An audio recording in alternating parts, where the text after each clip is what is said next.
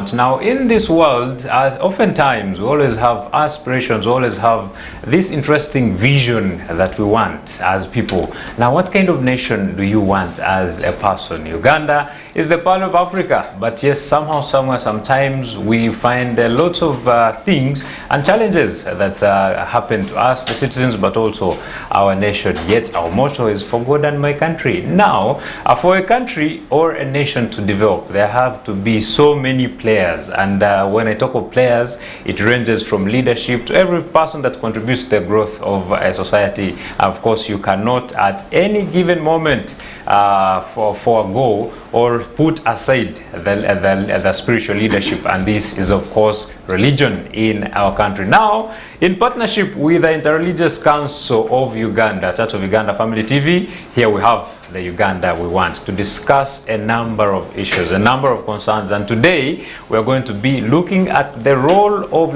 religious leaders, of course, in the electoral process, in the election process. And this is the time now we are headed into, because any time from now you already, actually we even have the ongoing by-elections here in Kawempe. So what is the role of religious leaders to ensure that we have a fair, we have peaceful elections? So that is what we're going to be looking at here today. Of course, I have a number of big figures from our different faiths, denominations, and of course they're going to be taking us through this. Well, when the right time comes, we shall of course have to introduce them, and we feel the enjoyment that we are going to be sharing here. Remember, we are here until midday, so you have to sit back and enjoy these interesting discussions. So here today with me, I'm blessed to have His Eminence Sheikh Muhammad Al Waiswa, who is the Deputy Mufti for the Uganda Muslim Supreme Council, but also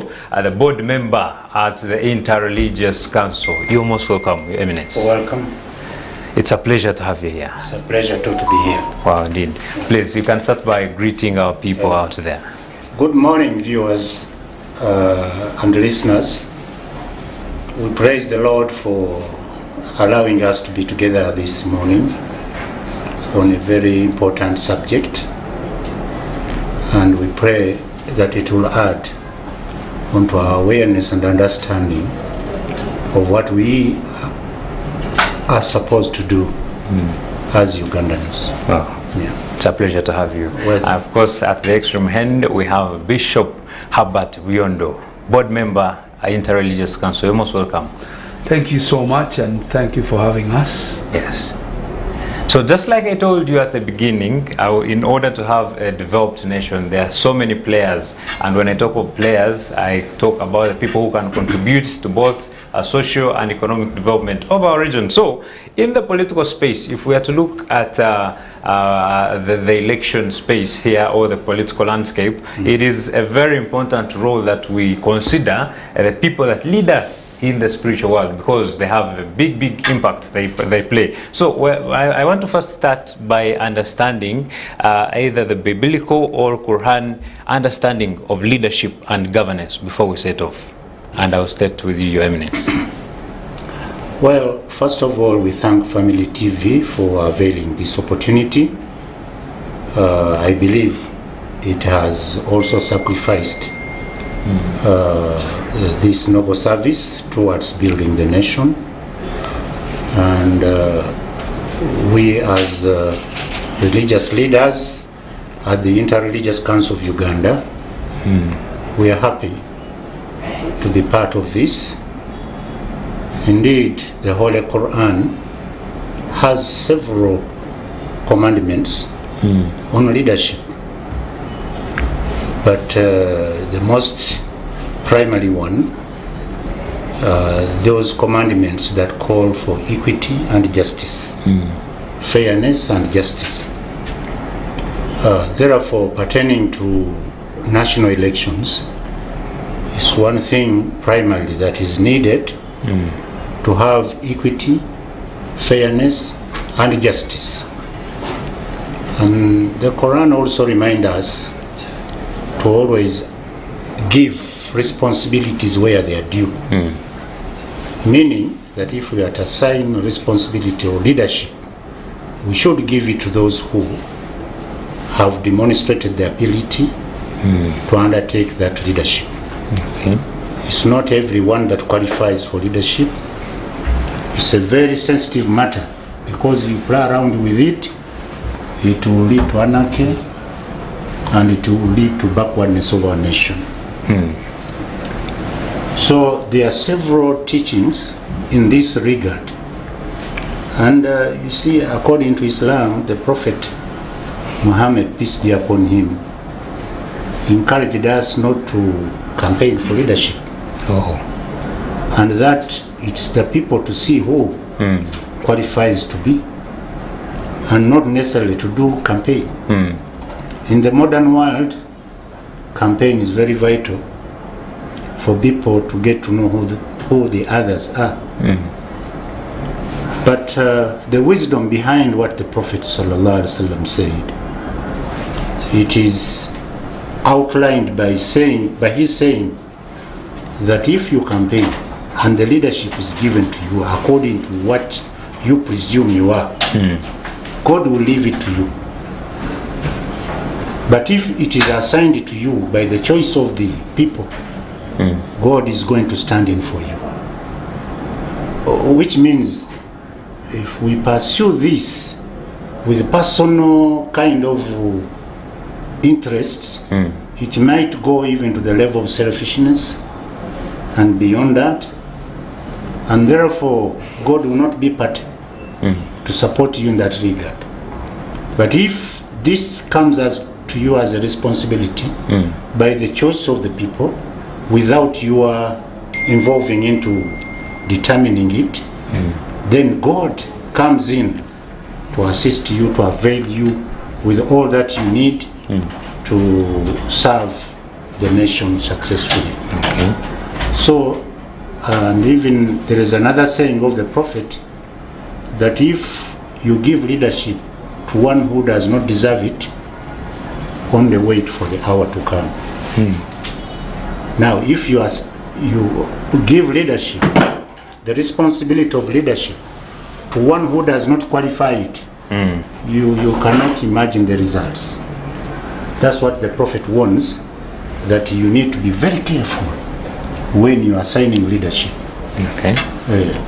And I think from that we shall have several discussions about it from ourselves and from our viewers as to how we could really manage this process of electing our leaders.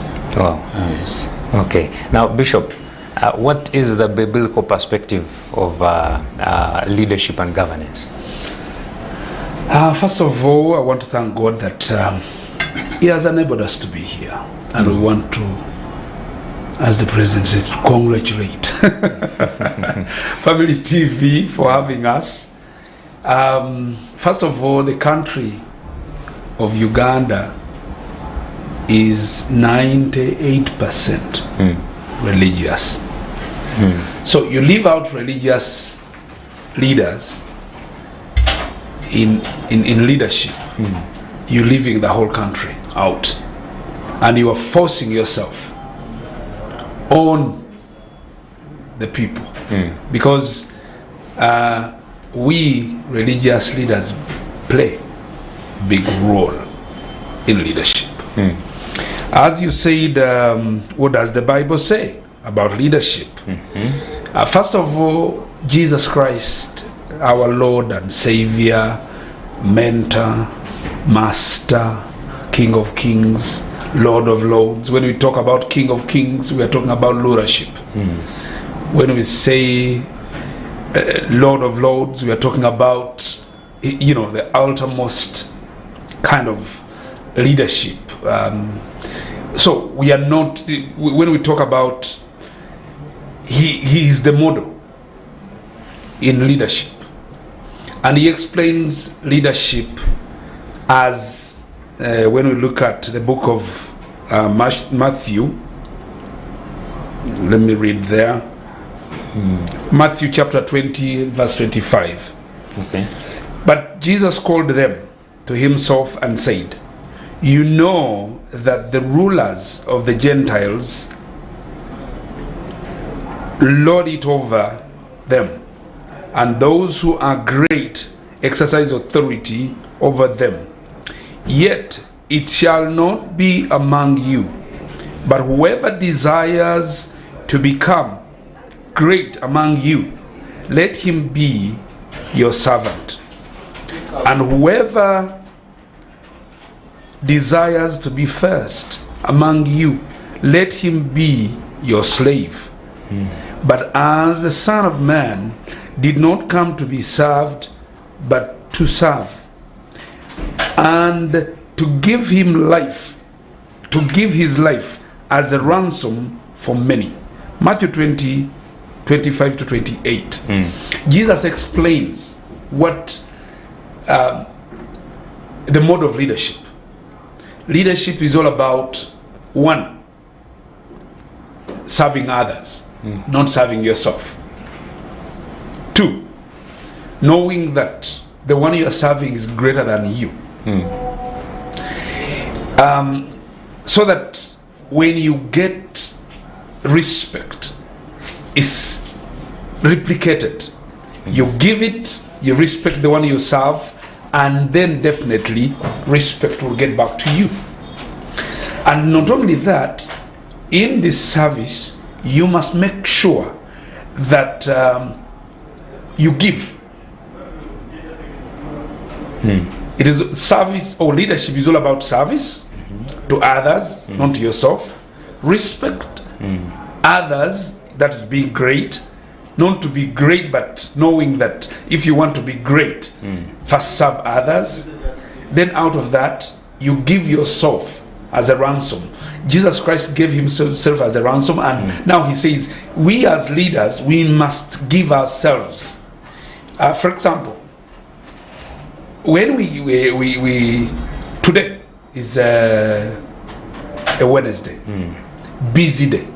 Yes. For both of us, me and Sheikh Waiswa, a lot of things. Because you are now nearing the weekend, a lot of things is happening. You've just come out of this. There is a lot that happens on Wednesday. And you receive a call that you're needed at Family TV. You just give yourself as a ransom and say, okay, let me leave everything, let me go and serve. So that is leadership. Leadership is not all about being served, but to serve and sacrificing for others. Okay. Wow. Did I give you what you wanted? Very well. Now, Bishop mentions that Uganda is at 98%. So, Sheikh, being occupied by religion. So, if I may ask, over the years, what has been the impact of religion to the political space or the whole governance of a nation?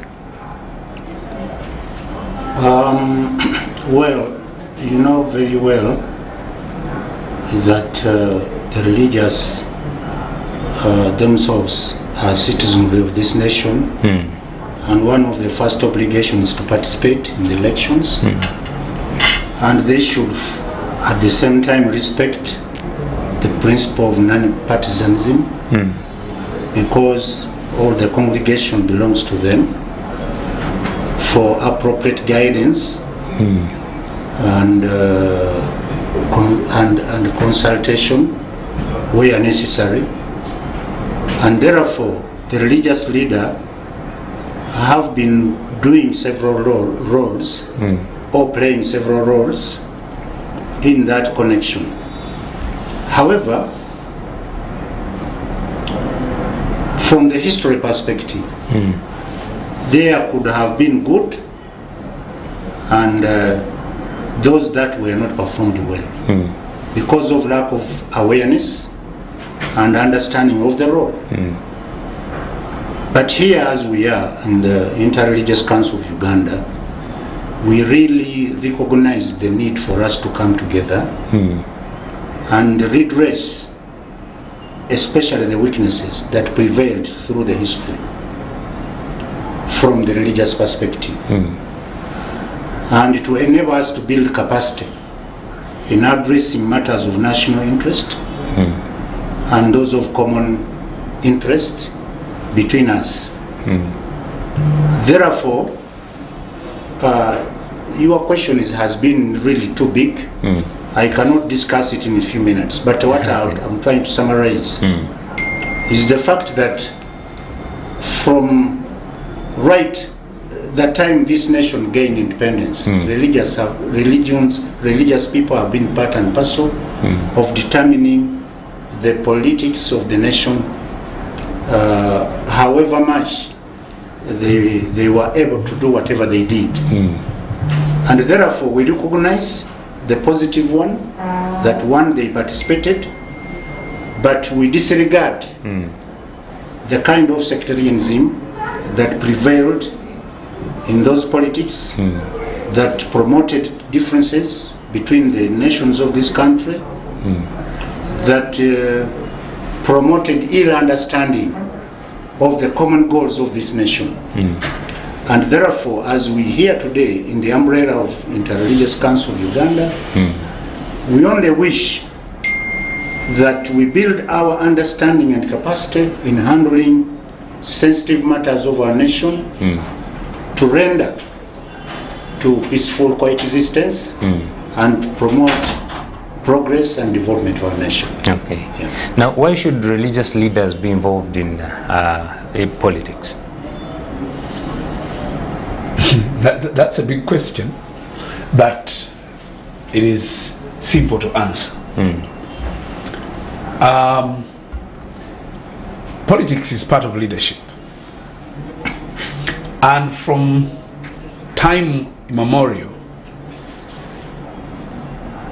when you look at the Bible from the Old Testament into the New Testament, you see that leadership starts from God. And if it is God-given, if I can give an example of the children of Israel, they had prophets, they had kings, but these two worked together. You cannot separate kings from prophets. I mean, kings are supposed to consult to get guidance from the prophets. And as I'm telling you, as Sheikh Weiss has said, that when you look at religious leaders, they guide, because their role is heavenly. They are heavenly minded in terms of guiding people. We do not, as religious leaders, we do not use kiboko, neither use a gun to guide people, because we know the things we are dealing with are not physical, they are spiritual. If I guide your spirit, you can easily turn to any angle, because your spirit is guided and it's your spirit that guides your body. So it is easy for a religious leader to align society. And in aligning society, we start with leaders. We want to, when we speak to leaders and the leaders understand, they concur with us, they can lead society well, and we can help them interpret whatever they want to say as they work with us, because religious leaders are here to stay. You can't wake up one morning and he's gone. Today I'm the Bishop of Kampala, Born Again Faith. My term of office might expire, but my service in society will never expire. Even if I am 98 years old, people will come at where I'm resting and seated. I cannot move so much, as dynamic as I am today, but they will come to consult, and I will give them the guidance of the scriptures, of the word of God, and they will go back. That is leadership. But politicians, sometimes they expire. They are here today, 3 years later or 5 years later, people are saying bagende, bagende. So they need religious leaders for guidance, for that collaboration, for working together to make sure that society is governed well. Okay. Because sometimes political power corrupts. And when you are corrupted by the political power and authority, you end up making mistakes. It is only the religious leaders that will help you. And that's the reason why the Bible says that when the wicked rule, people suffer. But when the righteous are in authority, people celebrate. Why? Because the unrighteous have nowhere to consult, have nowhere to get guidance from. But the righteous get guidance from the religious leaders, the perspective of God in their situations of leadership. And therefore, people will celebrate because they have a leader who submits somewhere. And it's the reason why I will say that Uganda is a little bit blessed because of this, our society being 98% religious. That gives us a little bit of harmony, I will say. That because when you wake up one morning and you talk to somebody as a religious leader and you talk to them, hey, come on, wisen up, they will come back to their mind because the religious leaders said. But in countries where religion is not respected, my God, hey, there is anarchy.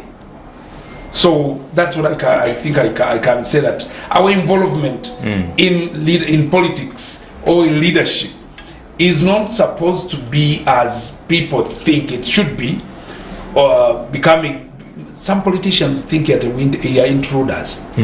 I was elected by people. You do your business. Go and baptize. Have you ever seen me baptizing? No. It's not about baptizing.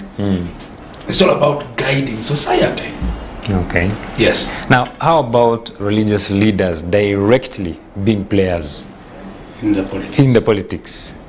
What is your understanding in that regard? Is it okay or it's not?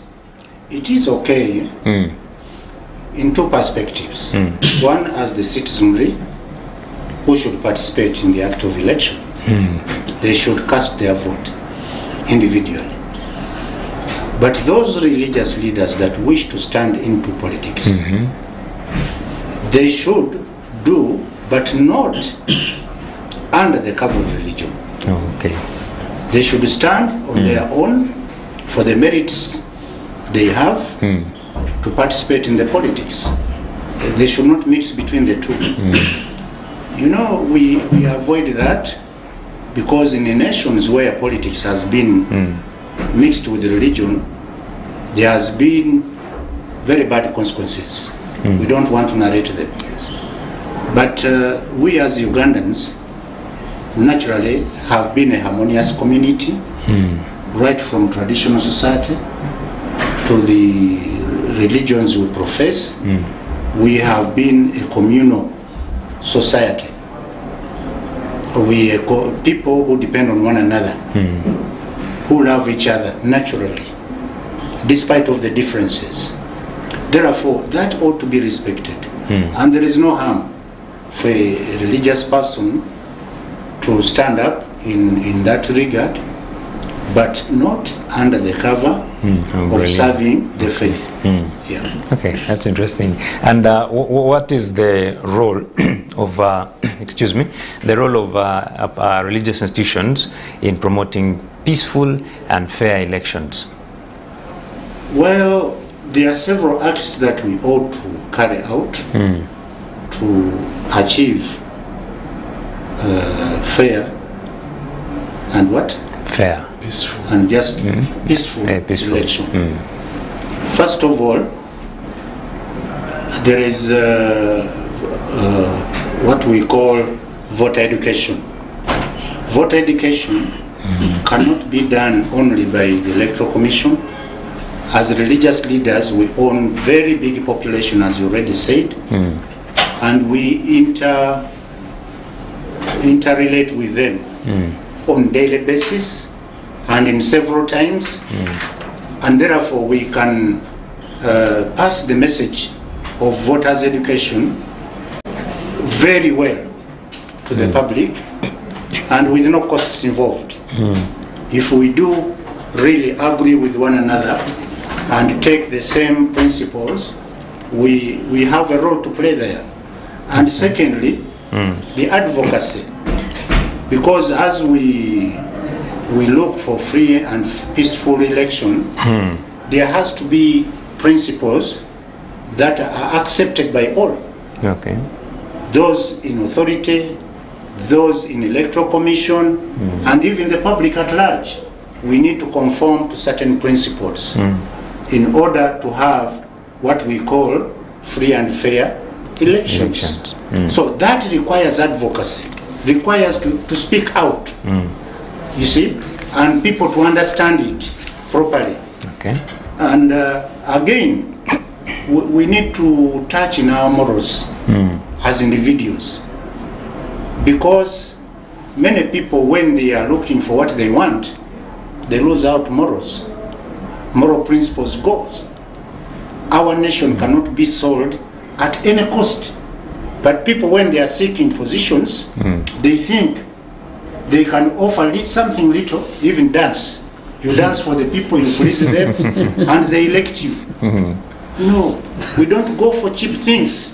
People must understand politically what role are you going to play to help the nation progress. So in those areas, we do several things to achieve them, and even to build our own capacity to be able to deliver a similar message of the nature, and that concerns the development of our nation. Okay. Yeah. Now, how have these institutions been able to promote voter awareness and education? Okay. First of all, in religious institutions have done a great job. Whenever you hear any chaos during electoral period, like where we are heading right now, yes, religious institutions are not, relaxed and sit and wait for chaotic moments to come. But they have come up, one, to guide society, okay, two, to guide the leaders, and three, to come out and talk peace. Through Interreligious Council, the reason why there is many people have questions. Why Interreligious Council? Are we going to the agenda of one world religion? Because that's what people think. One world religion is their thing on their mind. But it's not a one world religion. Interreligious Council is not a one religion. It is an association. It's a council. It's a get together. It's a coming together. It's a union of people, religious people, who want to see harmony in society. If I might, be a little brief on that. Okay. To see that things that concern us as Ugandans, as a society at all, can speak one language in that line, regardless of our faith, regardless of our background, regardless of where. Because when we have chaos into the country, if we have a war, like it is in Congo right now, you can't tell me that the Catholics are suffering more than the Anglicans. Neither the Muslims or the born-agains. Yes. All of them are suffering together. Yeah. They are all displaced from one area to another. Their children are not going to school simply because there is war. And so that's when Interreligious Council says, no, let us stop peace. Because where there is peace, religion can be preached. Yes. Where there is peace, there is development. Yes. Where there is peace, there is everything that we desire. And the reason why the third world is still the third world, these days they don't call it third world, they call us development world, developing world or developing countries. But we have been developing, since time immemorial. And one of the reasons why we are developing and not getting where we are supposed to be, it's because of chaos in our societies. When these wars and capture of governments and take over, army doing this and that, politicians doing this and that for their own interests. That is the reason why we are still backward. And as Intelligence Council, we want to see ourselves as the first world is. People living in peace, people enjoying their countries. And when you come to get a visa, you want to get a visa to that country, they will toss you around. You must bring this, you must provide this. We want that happening to our countries. People coming to Africa, going through all those processes from Europe, that you can't come from Europe and come to Africa unless you have A, B, C, D, you have ties that you not stay in Africa. You know, we want to see that happening so that we are proud of Africa. And as a result, we don't want to see any chaos in our society. We want to see harmony so that we can preach our religions respectively. And as the Interreligious Council, we have been involved in these whole processes of elections. Though mainly people in politics, they call upon us when they are in trouble. When they get into trouble, they say, hey, Nanatini, Mufayo Mogere. They don't want to walk in. We just come in. We are always with society, and we want you to come before that happens, so that we can talk and guide you and do whatever that needs to be done. In the elections that have happened of recently, we have been involved so much. You remember the first presidential debate? You remember that? Presidential debate in Uganda, the very first presidential debate. You remember or you don't remember? Oh, I'm not sure. Oh, my the very God. first one. Young man. That's about 8 years ago. It's 8 years ago. When we had the first ever presidential candidates debate. It was in Serena Hotel. That changed the whole perspective of politics, where you see all the candidates coming on the same platform, shaking hands and talking. President Museveni seated there with Chiza Besigye, with Abedi Bwanika, with Joseph Mabirizi, with that lady, Chalia, and another one. They all sat on the same platform. Bring the president who has been in power for 30 years. And all these people seated around him because they are the same level as presidential candidates. Now, looking at the chair of presidency in this country, and they talked. Everybody gave their vision. That is what we want, and that is our dream. We hope it will happen. The same thing will happen this time. Because we are looking at that. That is where we are looking at, and if that happens, we get to know the views of every candidate. We need to see the agenda, the program, the wishes, the desires of that candidate on the same platform. Secondly, you remember when Peter Sematimba started for mayorship, and by then was I think the Lord Mayor Elias Lukwago. It was so chaotic the first time. It was so chaotic, and as Intelligence Council, we had to call them to order. We had to call them to order. We said we cannot sit and leave this chaos going on. We called them. We sat them because the Lord Mayor is a Muslim, was called by the Uganda Muslim Supreme Council. Sematimba was called by his faith, and we sat him down, and they came together. We had a dialogue. We discussed everything. At that moment, things came down, and the atmosphere was peaceful, and the elections went on, and the Lord Mayor won the election, and the other one accepted.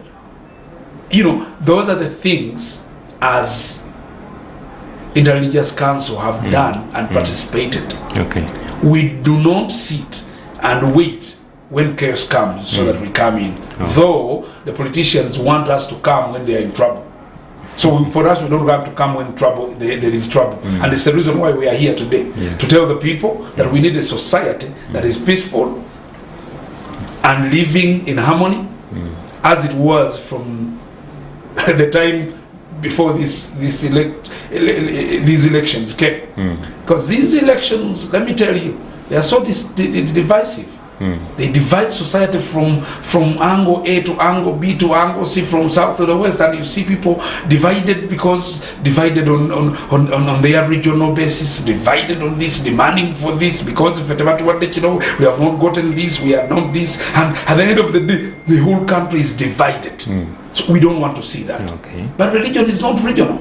Religion is global. Religion is national. A Muslim you see in the south is the same Muslim in the north. A Muslim in the west is the same in the east. So religion cuts across. Wow. Now, when we talk of creating awareness and letting people know, I'm interested in knowing how religious leaders are going to guide, specifically the young generation, because there are so many in this. I know some of them don't even know their right or their role to this, but what kind of guidance are these institutions going to bring, majorly focusing on the young generation who are just into this for the very first time? Well, as religious leaders, we have gone onto the platform to explain to our different congregations of different ages about the importance of election. Since the activity of reviewing the electorate started, we also took on ourselves to the media to remind people that reviewing the lists of the electorate is on course. Therefore, everyone should go and make sure that his name or her name appears and in the correct order, and whether those names are in the places where they want to elect from, and whether they want to change from one place or another. I think those are very crucial things, because we have personal interests that we would like to achieve through the elections, and no one has any difference about that. So for the young men or the young children who have attained the age of 18, we have been calling upon them to realize that it is their rights to come up and cast their vote, and that the vote is their power to determine the future they want. There are many youth down there who are not concerned about these elections other than being in commotion, being driven and things like that. What is that going to help you? And what is it going to help you? The future of your nation. So we have been talking to them to encourage them about this importance, and to tell them that actually election is a basic obligation of each one of us. Don't just look on for other people to determine, and don't get angry because you are abused for one reason or another and you don't cast your vote. Your vote means quite a lot, and it goes with a precious cost. So you need to participate, and therefore we have taken on several trends. We have written books, small booklets, to guide our religious clerics in addressing these matters. We call them pastoral letters, and also we write in papers, and we talk on media, different media groups. Therefore, we thank you, family, for having allowed us to come here. We equally request others to allow us opportunity, because these are very expensive things, and we cannot do them on our own. So that's what we have been doing, and we shall continue to do, to raise the awareness, especially of the young ones. Yes. They don't know. They are waiting to be bought, or they think they can get money and then elect. They should differentiate all about this, because election is indeed shaping the future of our nation. Okay. And now, for the first-time voters, what message do you have for them? Unfortunately, this message is coming when the voter registers have just been withdrawn from their display, whatever. But for those that have applied to be put on the voters register, I'm asking you, when the display comes, please go and check whether your name appears. If it doesn't, I will request that you follow up because you did the application. Secondly, for those of you that are doing your first voting next year, the most important thing you must know is there is no human right like the right of choosing your leader. Choosing your leader, you must know where you want to be, what you want to achieve, and how you want you think you'll achieve it.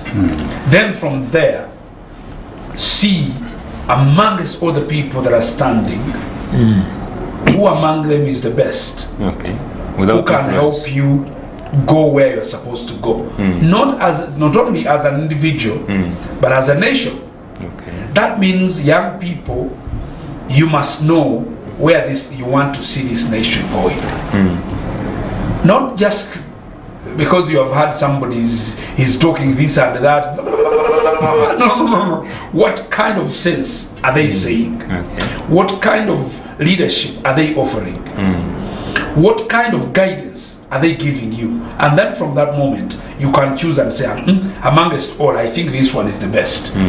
Don't go by the numbers of the people that are talking good about that leader. But you sit down and assess. That assessment will help you to choose the best.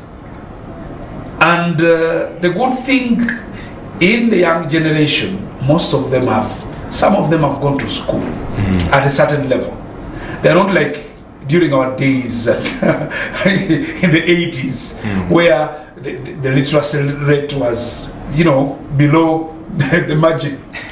But at least people can hear and understand and assess and get to know who is offering what. And then from that moment you can make a choice. And out of that choice, we'll see our Uganda, we'll see Africa, we'll see this world changing. Money is influencing politics a lot, and I'm very sure for the young age, that is something that can sweep them if they are maybe not intentional. What can be done in such a scenario where money talks a lot?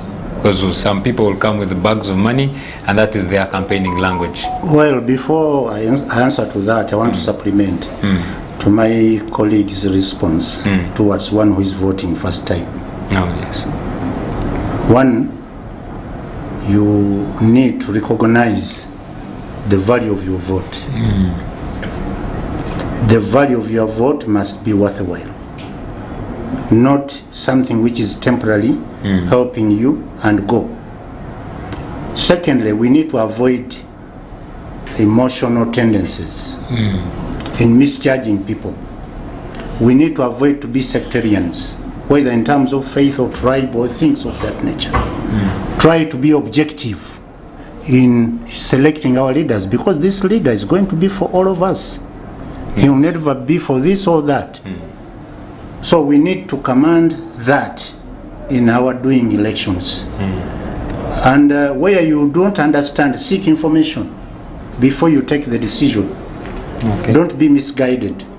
It is very important to know that the responsibility of promoting our nation is ours together. We should be together, not to leave it to some others or some people to do that. Now, for money influencing our politics, I think it's unfortunate that really that one happens, and many of our communities are suffering poverty. We are in dire poverty. in this nation. The level of poverty is still very high. You can never tell a hungry man to forsake the food which he finds at any one chance. It is also a test to many even who have their meal on table, because poverty is actually, I don't know how to describe it, it's a curse to our nation. We need to fight this in the first and foremost. And all of us, those in the authority and those who are religious and those who are non-partisan and those civil service, we should develop mechanism of improving the level of our people in this country. Because a poverty mind can never do a right thing. Okay. It is tempted. But besides all this, money influencing politics is not only in Uganda, it's everywhere.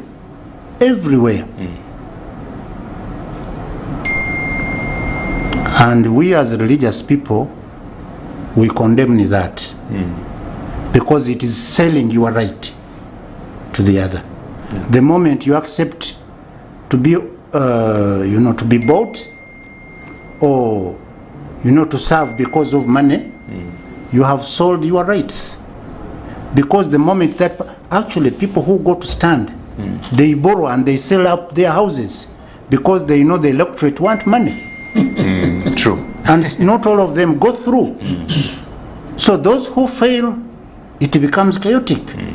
I think the mental problem, it has risen because of such characters, because of such tendencies. I think we need to call upon the entire public, whether the electorate or those who participate in the election, to actually redress this issue of money in politics. It is causing a lot of problems because you are not sure, even if you use the money that people give you, then what will you do? But even if people give you, you have borrowed that money, are you going to do the needed service? Okay. First, you will address your problem. Therefore, this aspect, we need a lot of education about it.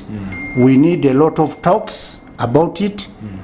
And that's why the Interreligious Council of Uganda has been calling for a national dialogue.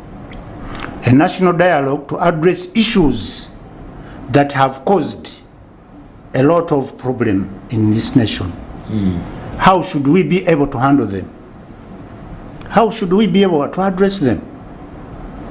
Because, you see, the issue of leadership should not be influenced by money. Because one has money or the other one doesn't have money. No.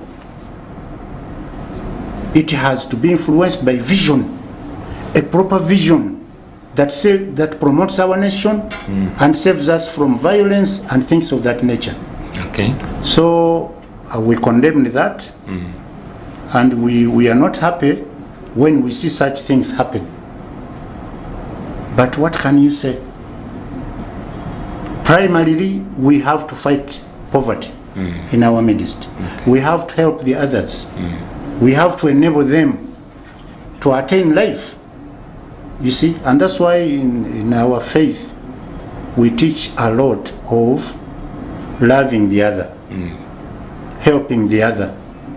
Because these differences, even if we do a lot, they will never cease to be there. But we need to connect, to build bridges between those who have and those who have not. Okay. Yeah. Wow. Thank you so much, Sheikh. And now we shall be receiving calls at a later time. Kindly be patient. We shall be using the calls in the very last segment. But well, as we move forward, Bishop, I want to understand the issue of violence. What strategies are religious leaders going to use to curb violence? If we had looked back to 2021, there was a little bit of violence. There was violence, if I can say. So how are we prepared for the next phase, which is starting actually this year, to make sure that we promote or discourage violence during these elections?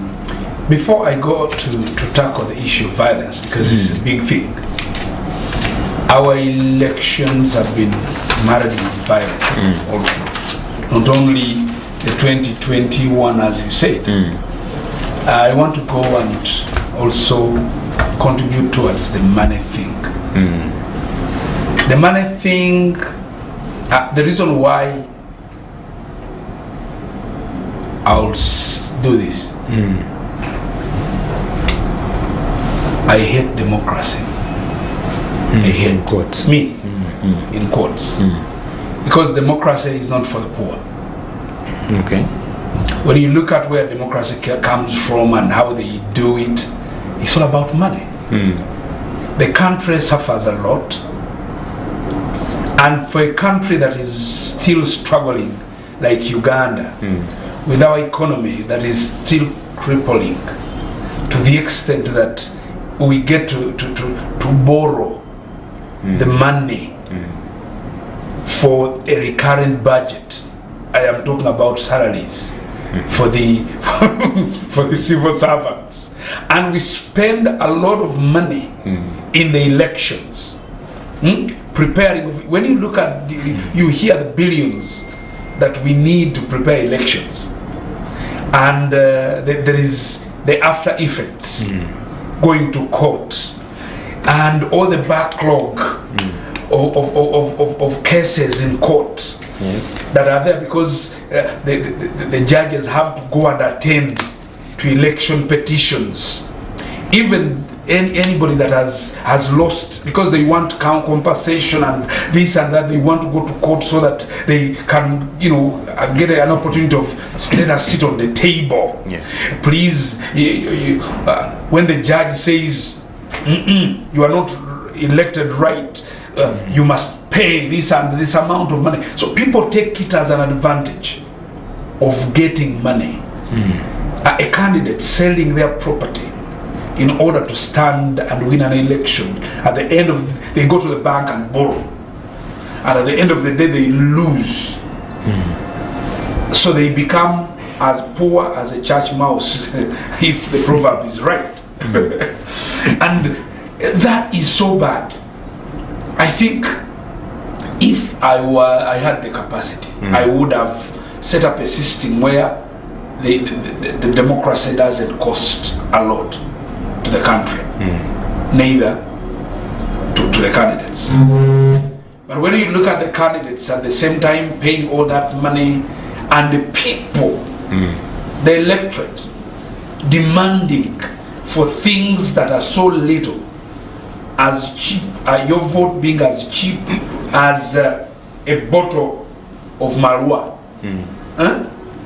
as cheap as a bottle of soda. What the soda? A bottle of soda, 1,000 shillings, and you think that you win, you get that, you give away your vote because of that. At the end of the day, the candidates will spend a lot of money, and when they get into that office, they want to bring back their money, whether you like it or not. And they know there is what we call return on investment in economics. So somebody that has invested 2 billion or 3 billion into the elections, what do you think is his calculation? Double. When they get there, they will have to be given to that. And then after that, they will make sure they gather as much as they can in the first 3 years, because they get return on investment and then get enough capital for the coming whatever competition that is coming. And being that they have been there this time, they will have to spend more than the 2 billion. So that means they will spend 3 or 3.5 or 4 to make sure that they win. At the end of the day, the game becomes money driven. And as they are in parliament or they are in that office, somebody else is started investing already against them. And we end up having a society that is not settled, focused on development, focused on leadership, focused on the destiny of the country, but focused on winning votes. That has become a problem in our society. Okay. And we have politicized everything. So we have people that are specialists in looking for votes. So they are agents. And for them, they know the season has come. They are put together now. They are going to be busy. Yes, they are looking for plots where to buy because they know they will get a portion, and this portion they will go and buy a plot. This is their season. And society becomes so political, and everybody wants to be there. The one who was an agent today, tomorrow he becomes a candidate. And where do they get the money to become a candidate? They get it from their candidates, whom they represented the other time. Now they want to say, however much they came and talked to them, they say, now, I am here now, I am here now, vote for me. So that society being driven by politics, by money, by looking at politics becoming a profession where people go to school and study as long as they can get their senior 6, whatever qualification, boom, they come and stand because that's the qualification. Somebody intentionally goes to school to make sure that they can stand. That is very dangerous to our society. So as religious leaders, we are saying there are those who are leaders and they have the leadership capacities. Let's give them an opportunity to lead. But if you are looking for leadership where you can scoop and feed yourself and become, I have a friend who is from the US. He has a ministry here. And he told me, so and so, before he was an MP, he was that simple guy, and he was living in a house like this. And in the first term, 2 years later, after he was elected, he put up a massive house, Mategula, very far away in the villages. I won't say where it is. And the third, I think it was the fourth year, he was appointed a minister. My God, he became a kingmaker, and he was nowhere. Everything changed upside down. He said, politics has a lot of money in this country, and that kind of behavior, everybody wants, when they see such a person is doing that, they want to be in there. But there are many ways how we can develop this country, how we can make money. We can make money in business, we can make money in investments and everywhere, so that we can contribute to ourselves and contribute to society. Not only in politics, because if we get everybody is a leader, who are we going to lead? So true. Now, I want to go to your question. Now, before we tackle that, maybe we shall take off a few of these commercials. But please stay on. We are still having a lot to discuss and a lot to tackle. Please, a break and then we'll return.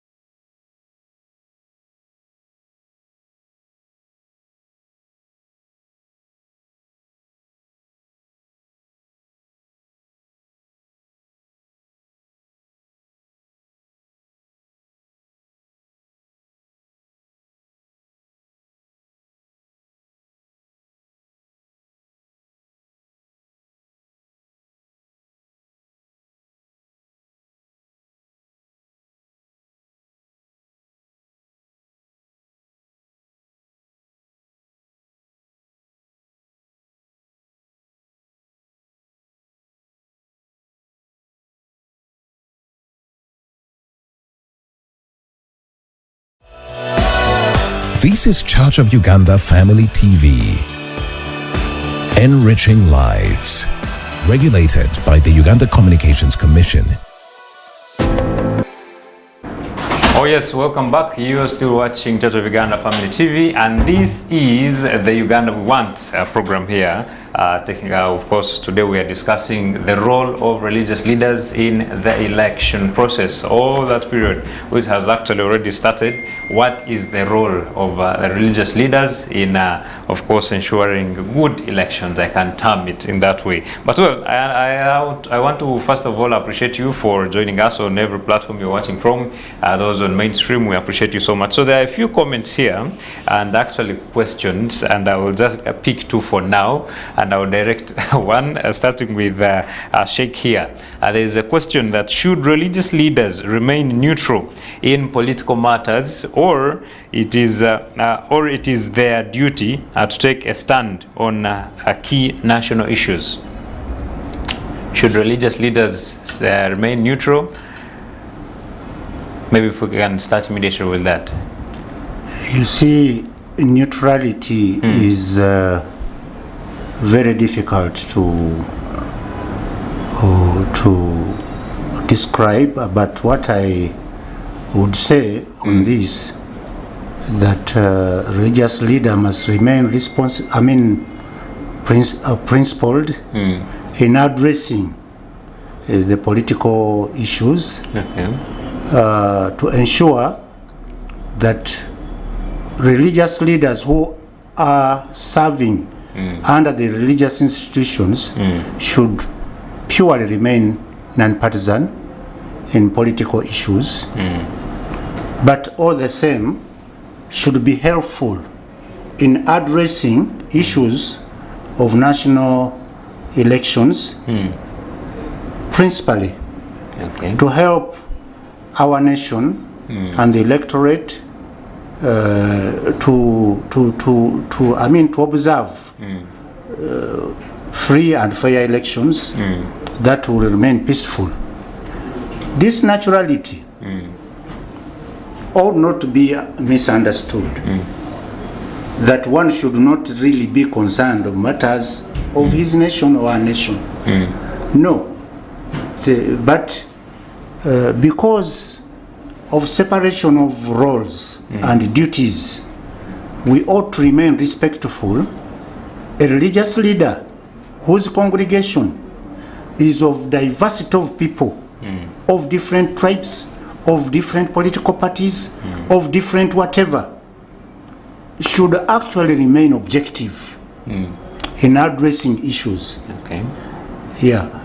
Because when you go only with only neutrality, it may mean that he's never objective.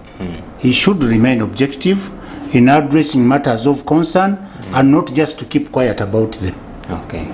Because the nation needs that guidance.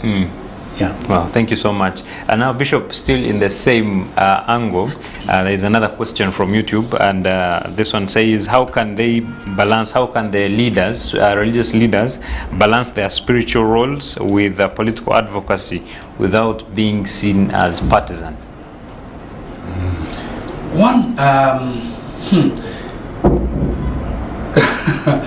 This is very interesting, and that is where the whole thing is, the gist. Politicians interpret us wrongly if we are not talking in their favor. But we are guided by the principles of the scriptures that we read. For example, there is a case in the book of 2 Samuel, chapter 12. When we look at King David getting Uriah's wife, and then at the end of the day killed Uriah, and after the death of Uriah, and God sent prophet Nathan to guide and rebuke King David. King David the prophet did not confront in a harsh way. He went he went and gave him a proverb, a story. Sometimes politicians want us to be harsh. For example, when the president he makes a mistake, you come and tell him, "Your president must do this." No. That's not how religious leaders are trained to do things. Religious leaders are trained to do things, to guide society using ways that can be understood by the people they're helping. God does not speak with harshness. God is so tolerant to the extent that even if he goes to anybody who has done wrong, he's so calm, because all authority and power is with God. So he doesn't need to show that he's so harsh on this leader, because leadership and authority comes from him, and we are here to represent God. So we are not supposed, though some people are driven by their own interests and become harsh and become so terrible, become so rough, but we are not supposed to do so, because our authority does not come from man. Our authority, we are not voted in power, in office, to show that, hey, people power, we are driven by the people. No. Our authority does not come from the people. Our authority comes from God. So we speak with confidence and calmness, and therefore our impartiality sometimes is seen as being on the other side. You understand? Yes. The side that we are not, the side that is in pain. Sometimes they think we are not on their side, but we are here to direct society and bring order. Okay. Well, did you get the answer you want? Very well. Now, Sheikh, I want you to I want you to take us through the aspect of some religious leaders, some politicians using the shade of a religion.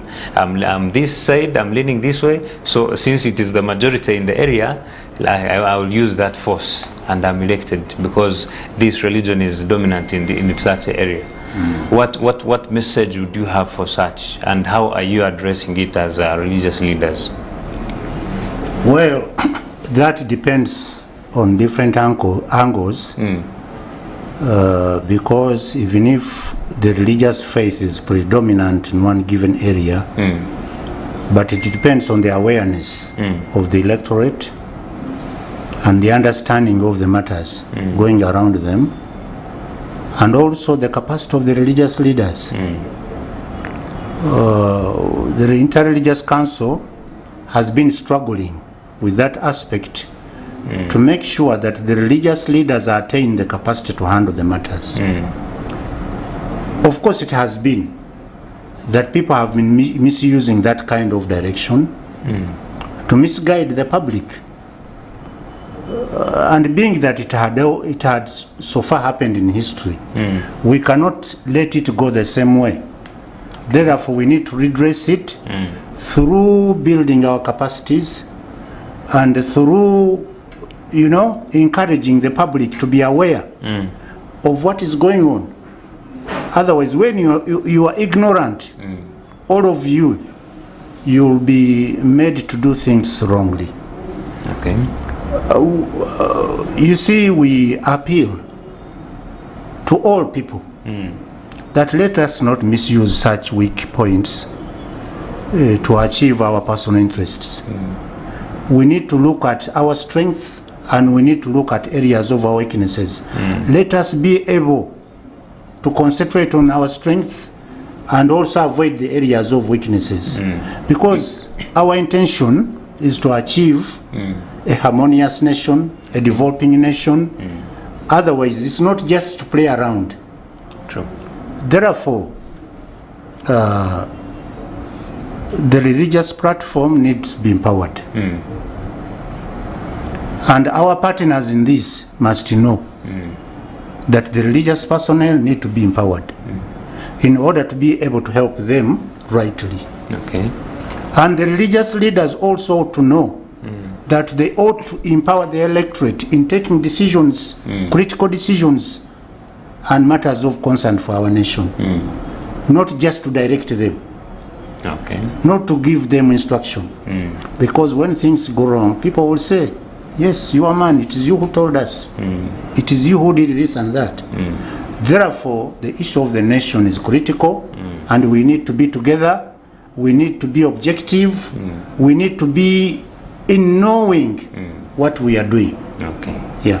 Wow. And now, Bishop, I think I'm not the only one who wanted to hear it about the violence. Joram from Nansana here says, what role can religious leaders play in preventing election-related violence and promoting peace? Our major role is calling society to order. Secondly, the leaders themselves. We must bring them to order. And we do that.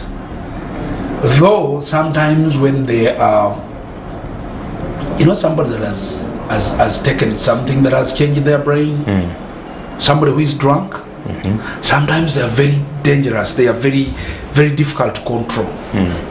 So some of these politicians, they get drunk in their thing. And some of them they do it intentionally. There is a proverb in Luganda, a story proverb that talks about when somebody gets,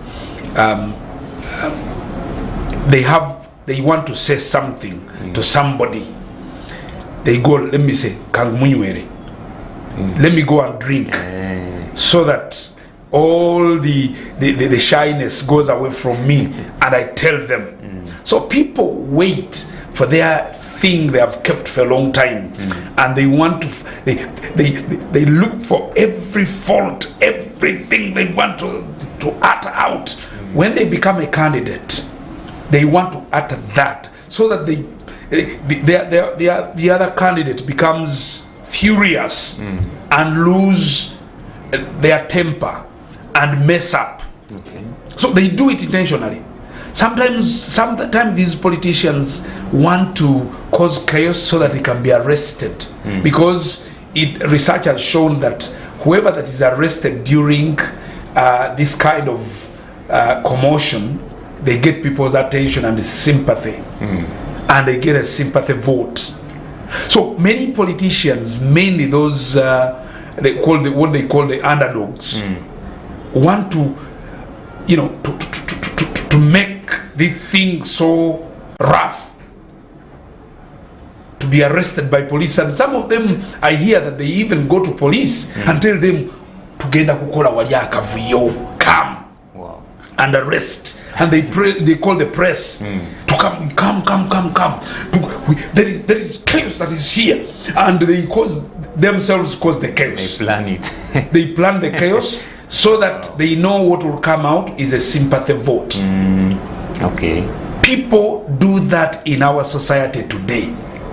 That is how far we have gone, and we are calling upon people that not everybody that is arrested will come out of prison, because in prison you are not in control. In prison you are not, you don't do what you want, because you are in prison anyway. That's the meaning of prison. There is no liberty. There is not doing whatever you want to do. Anything can happen on you. You can even get problems that you have never thought of, health-wise. You are here moving today, you don't know what is in your body. It is only when you get trouble, that's when you get to realize, hey, this has been a problem in my body. So you don't want to get to that point, because you want to sympathy and you want to cause chaos so that you can be arrested and be put in custody so that you can win a sympathy vote. No, we are calling upon society at this time that don't do that, because when you do it, this Bible is very, very, very, very, very, very guiding, document to us as society. It tells us that the rulers don't hold a gun for nothing. I say it. A leader is given this gun is given whatever that is given to protect their authority. And when they use it, they don't use it in vain. They don't hold these things in vain.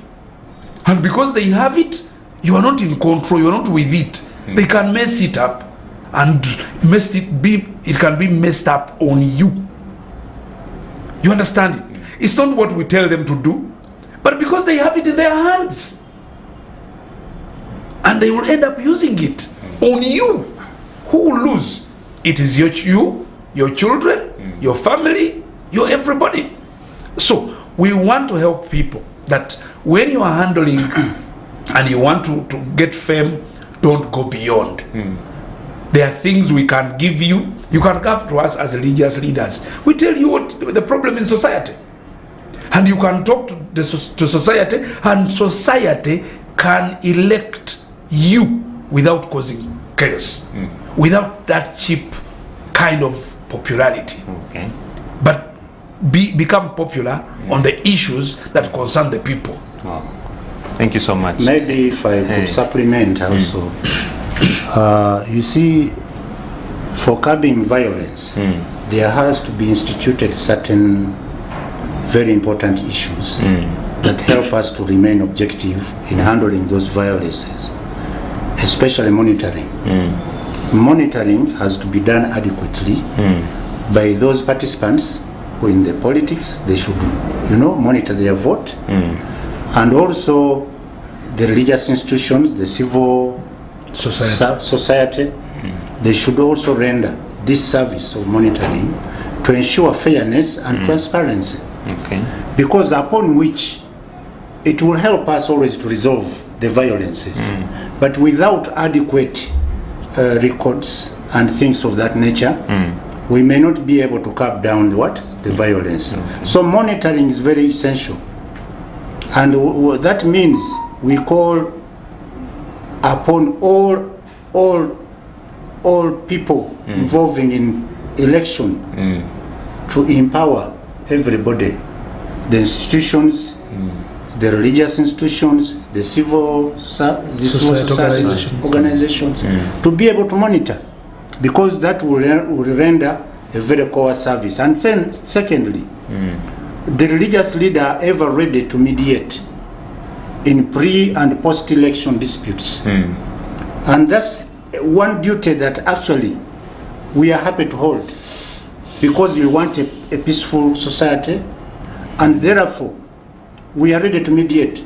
But we mediate who? Those who are ready to come to us. Oh, yes. If you want to remain with your problem, you can remain with it. Hey. But if you want the problem to be solved, you come and we solve it. Okay. Don't hang up because of this or the other one. Come and speak out, and we shall be able to do our best. Okay. So mediation is something we are happy to uphold, and it is actually a core of our service.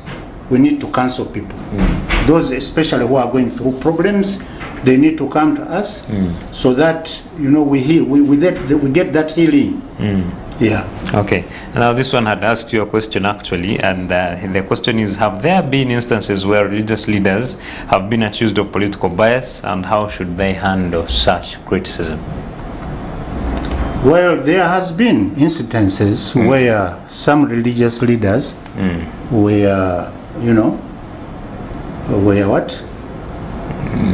Affiliated, said to be affiliating. Actually, they were not serving religious leaders. Oh. But they were religious leaders who have come out to get involved in politics. And that's what people do not understand. Because if one person is in a collar, or is in a gown like ours, who are Muslims, and he speaks out, people will think it is the Supreme Council that has, has spoken, or it is the church which has spoken. No. But it was those religious leaders have come out politically on their own to speak on matters, and people thought they were biased. Therefore, we need to differentiate between this. A serving religious cleric can never come out with statements which are biased. He should be in the middle, because he has to ensure that is causing a harmonious living, and is able to address issues objectively, and therefore you need to remain at that. Okay. He shouldn't be a judge. No.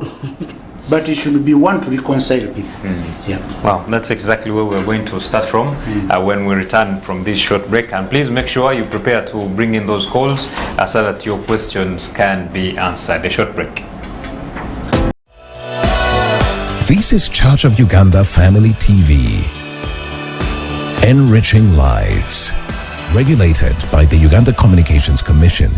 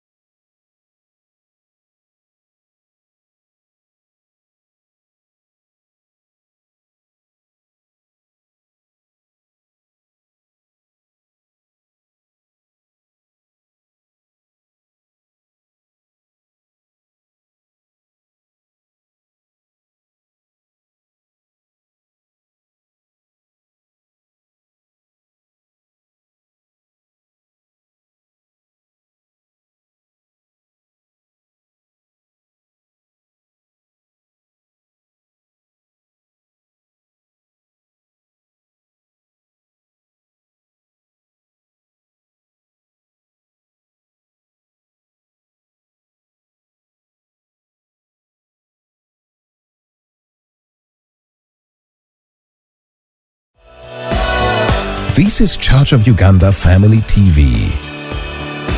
Enriching lives. Regulated by the Uganda Communications Commission. Oh yes, welcome back. You are still watching the Uganda We Want here on Church of Uganda Family TV, and with me, today we are discussing the role of religious leaders in ensuring, in monitoring the electoral process. The religious leaders, you know, play a very fundamental role in our society. So what is their role in this regard in the election process? And of course, Sheikh Muhammad Al-Waiswa has been taking us through, and of course as well, Bishop Herbert, who has also been giving us insights. Now, I would love to hear from a bishop on as we wait for calls to come in. I would love to hear how our religious leaders are going to help much in unity, majorly in such a period, because I understand we being multi-party, we are politically divided. So where is the unity going to be coming in, and how are you going to foster unity in such a period of time? Unity, multi-party system gives us an opportunity to choose who offers what. That should be the purpose. Having everybody's hearing their ideologies, the ideology of this kind of party, the green, the red, the blue, the yellow, the orange, the purple, all the colors have been taken. So that's the purpose. And having a variety that's freedom. A freedom for everybody to choose from whatever they want. Yes. Not having one system whereby everybody is in there, no choice. The communism kind of system. That's what people don't want. Yes. But people, we are all Ugandans. And being Ugandans, we must have one agenda. And this one agenda should be the yardstick for our leaders. We depend on this agenda to choose who should be the best leader. For example, the reason why US has had two dominant political parties. They have others. They have the Green Party, they have other parties, but sometimes those candidates even drop out before the elections, simply because the whole country was dominated by these two parties, the Liberal and the Conservatives. It's all about liberalism and conservativeness. We want our thing. As it was, so it shall be forever and ever. Amen. And this one will say, no, the world has changed. We must have A, B, C, D. If a man has a choice to have their own man, there's the other man, and become a couple, let them choose. And this one is saying, no, that's conservatism does not preach that. And at the end of the day, people choose.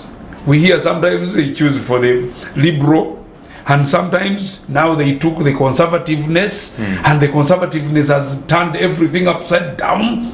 That is all about multipartyism. But the vision of the country remains the same. Okay. Yeah. The vision, where do we want to see our country going? And that is as religious leaders come in to bring unity with all diversity in all our diverse kind of thinking.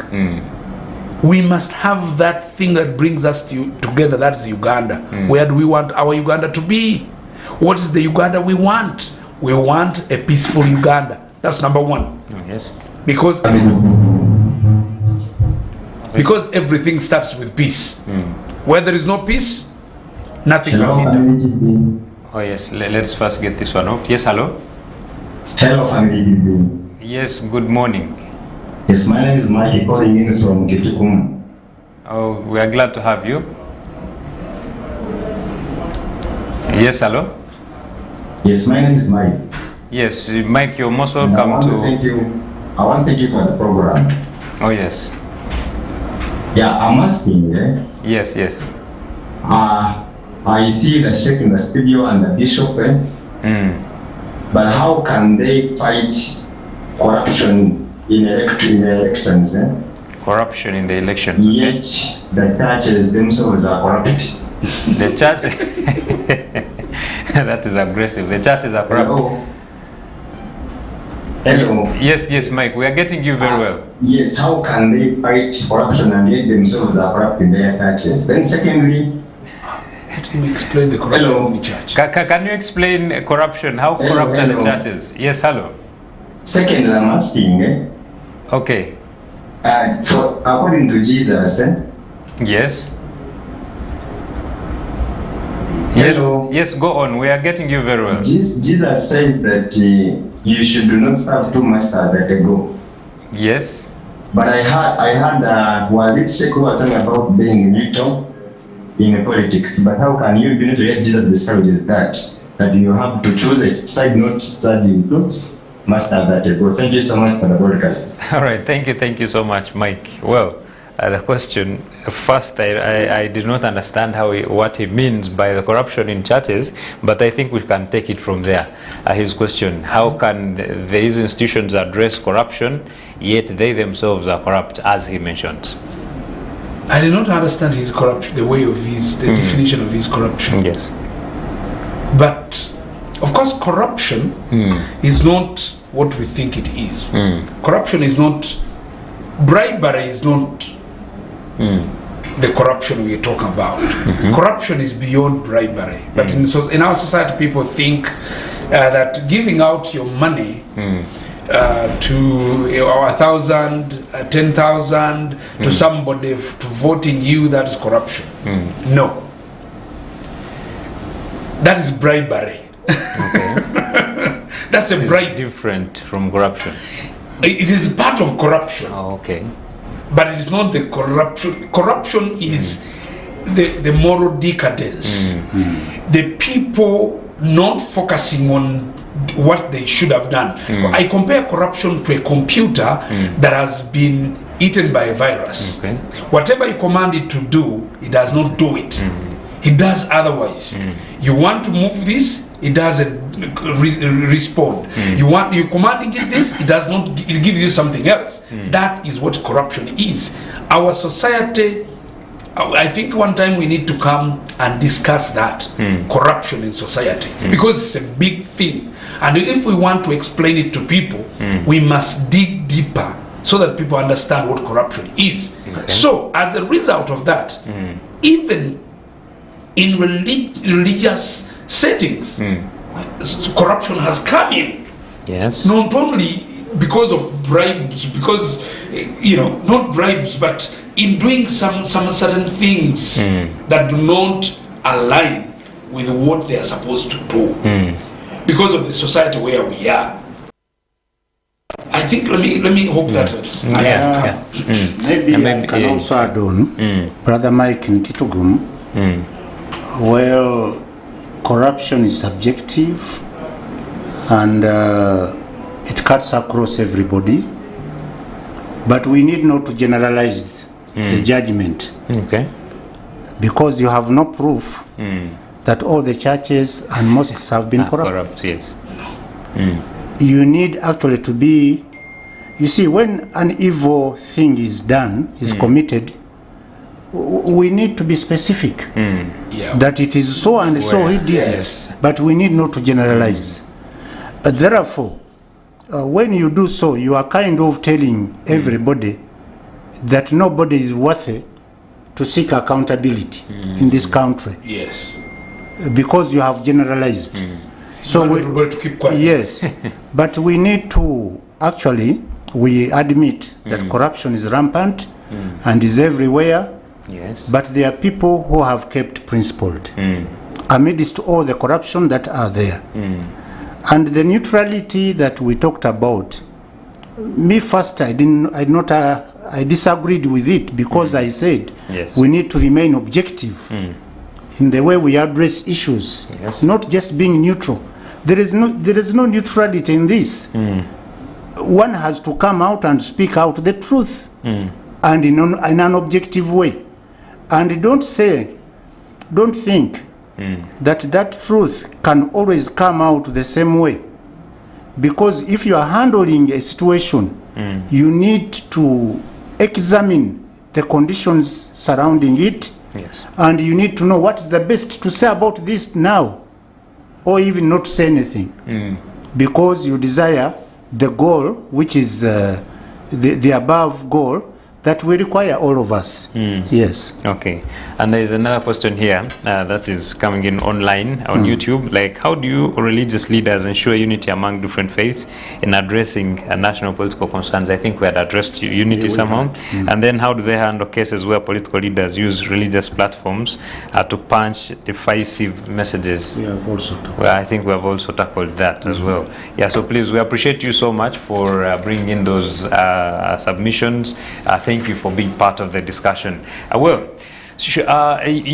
did mention about monitoring these election processes as religious leaders. Can you be specific on how religious leaders or institutions can monitor these processes? Now, if we needed to ensure fairness and transparency in these politics, we need to allow monitoring to happen. Because in every aspect that we do for development, there must be a component of what?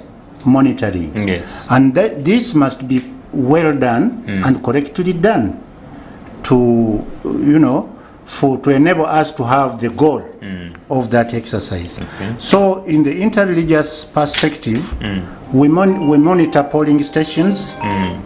We monitor polling stations and to ensure electoral process inclusive and avoid some fueling of sectarianism. Otherwise,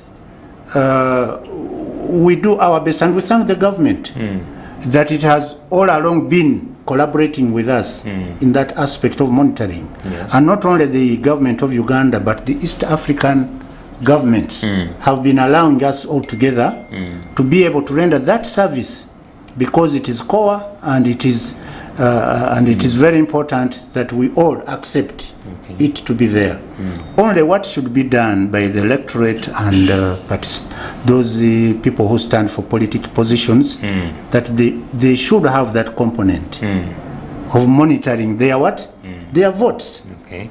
Otherwise, if you just go and vote, you cast your vote, and you go to pay people, and you remain there, you celebrate, and you are not monitoring, you will not have the actual results that you think of. Okay. So that's why we, as religious leaders, we hold on monitoring, and we thank that everyone allows us to continue to do the service. Okay. Yeah. And how about accountability? Bishop, maybe if you can bring us to this.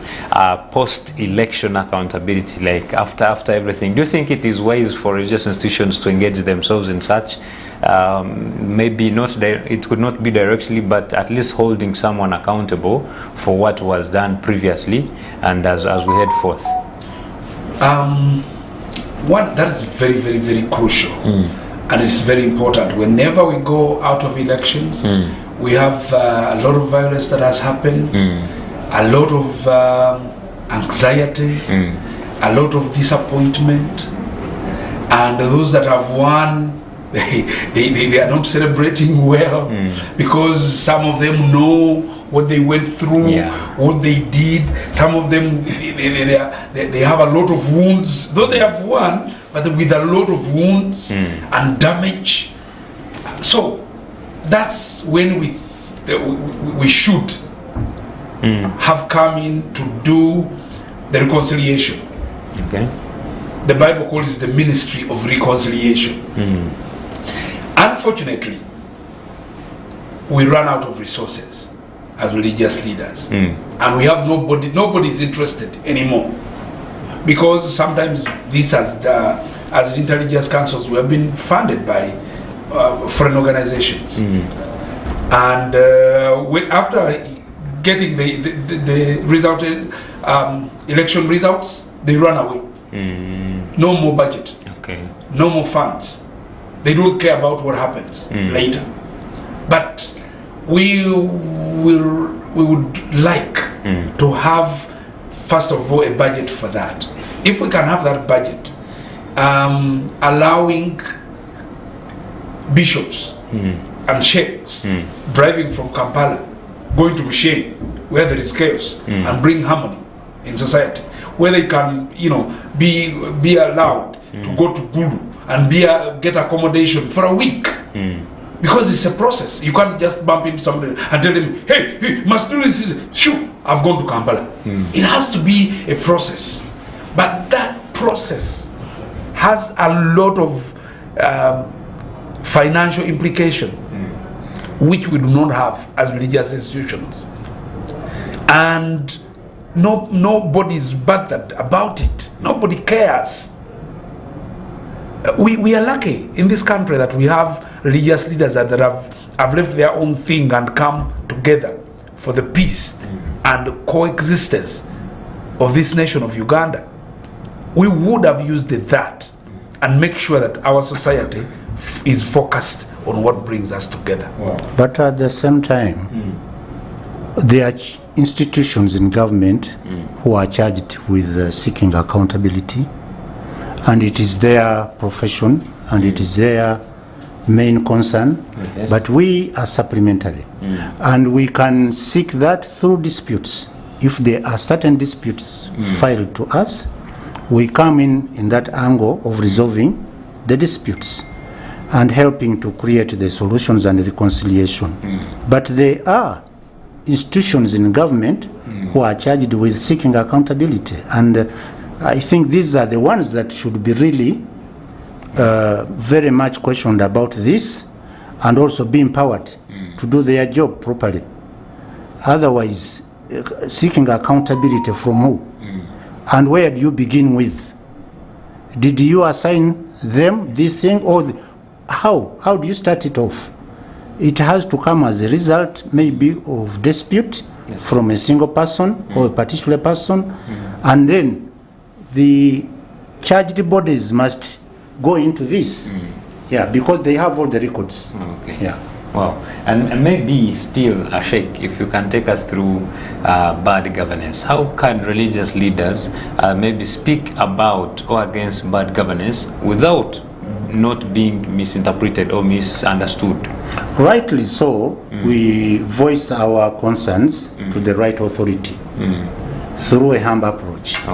We write to the authority seeking explanation or guidance about such issues, but we do not come out to the public with anger to talk about certain issues of that nature.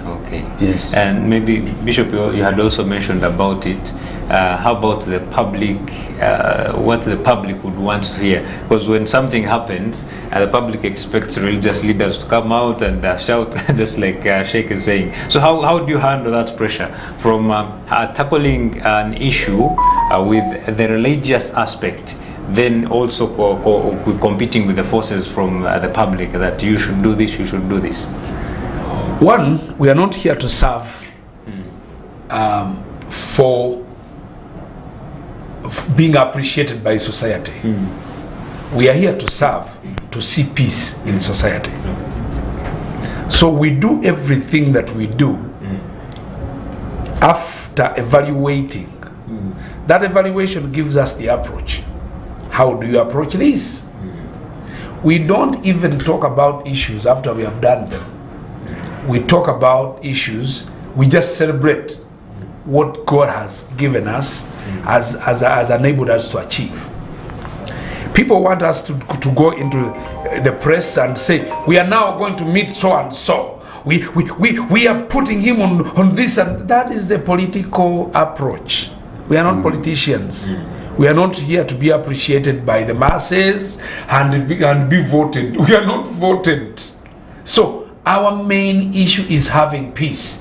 And the peace you see in this country, we are contributors. Oh, yes. And because of that, for us, we don't care whether you appreciate us or not. As long as we see peace and people are in peace, are living in harmony, and our coexistence is at its level, and we are at harmony in society, we don't care. So we are not here to serve somebody to appreciate us and so that we can brag around, we did this, we did this. No, when we are going to meet the president, we don't tell people that we're going to meet the president. When we are meeting a minister so and so, we don't say it until when they post it on their Twitter. Hey, I was so happy to meet so and so. Okay, let them say, but not us to say that, because we are even supposed to do it. And because we are supposed to do it, we do it. It's our obligation. It's our mandate, and we bring everybody. We are supposed to bring everybody to order, and by the guidance of the scriptures and by the guidance of our institutions, because all these people are religious and belong somewhere. And when you see you're a Muslim and you see Sheikh Al-Wais were coming to your gate, you know that a prophet does not come for nothing. They come for a reason, and you start trembling. Hey, what did I do? And when we call them, they know something is going to happen. They are not sure. And even if it's a president, when they hear that the religious leaders are coming, oh, my religious leaders, oh, they have come, oh, they have come. He gives us time and listens to us, and it's the reason some of, when you hear him making decisions and this and that, we don't say, hey, Fetwa Mugambi. No. We just keep quiet as long as we see results. Wow. Very interesting. What an interesting submission that is. So many people like putting out what they have done, but I think it is very different to the religious leaders. Now, unfortunately, time has started cutting us short. If I can have any last remarks in regards to the discussion today, but also your word to the people. Even here, I think in March, we're going to be having by-elections in Kawempe North. So what are your expectations from such, and what advice do you have for people of that? Well, we thank you, Family TV, for availing us this opportunity, and we thank our audience for following us up, and we need to hear also from them. We need to hear what they say about these issues. I think, Mr. Moderator, you need to avail them with our numbers. Oh, yes, true. For us to continue to interact on these very important issues. We also need to learn from the public. Yes. But what I call upon all of us is that we need to build capacity in our various perspectives in the way we handle electoral issues of our nation. Because this nation is a single nation, and it is ours. It is for all of us. So we need to take that with maximum concern and respect. We need to actually differentiate important issues from non-issues. Because in every environment, there are non-issues that come across and disturb everybody. But there are issues that need to be handled with maximum care. And we also know that there are people who are better off in us to address such issues. So we need to know the levels. And again, we need to look at the future of our nation. You see, people who will come after us, what will they say? What have we contributed? If are told there is no single sacrifice that we have rendered for this.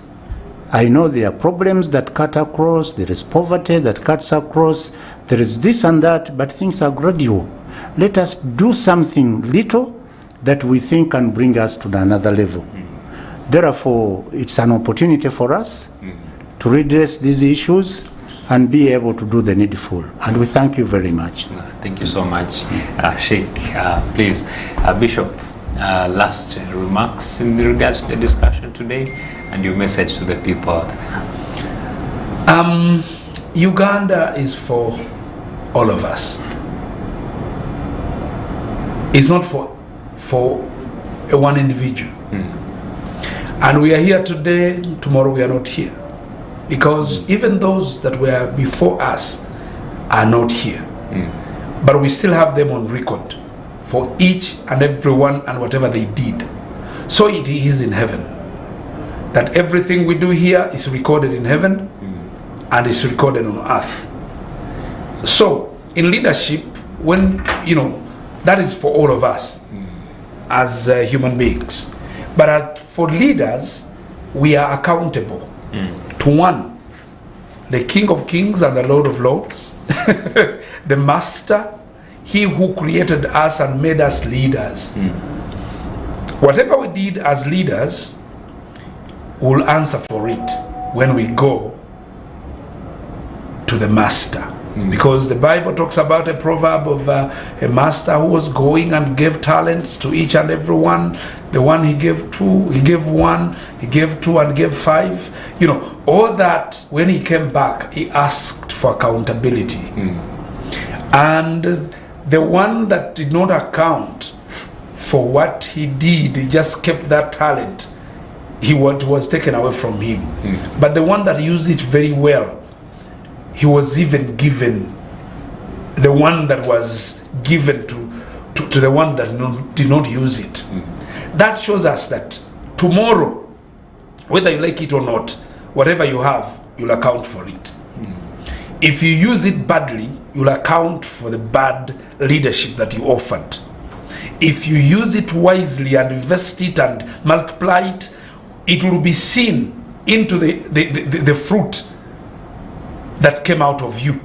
How many leaders did you produce? Because a leader produces leaders. And out of leaders, we'll get more leaders and more and good leadership. And for that reason, let us all Ugandans have a focus of having peace in this country. And out of that peace, we'll have good leaders, and the country that will, when we are out of here and we are somewhere just looking at the Uganda, even if we have not achieved it, the Uganda we want, we will achieve it tomorrow. Even though you will not be here and I will not be here, but our children will enjoy it, and we will enjoy it while we are there, where we are. We'll look down and see the beauty that we desire to have being experienced by those people that will be there during that time. Wow.